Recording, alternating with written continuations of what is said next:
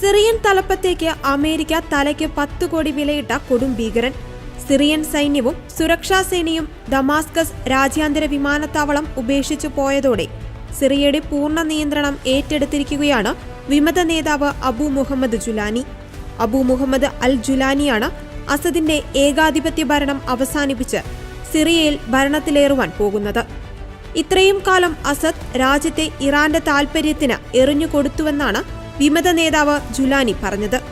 അതേസമയം HTSനെയും സിറിയൻ ജനതയും താലിബാൻ അഭിനന്ദിക്കുകയും ചെയ്തു.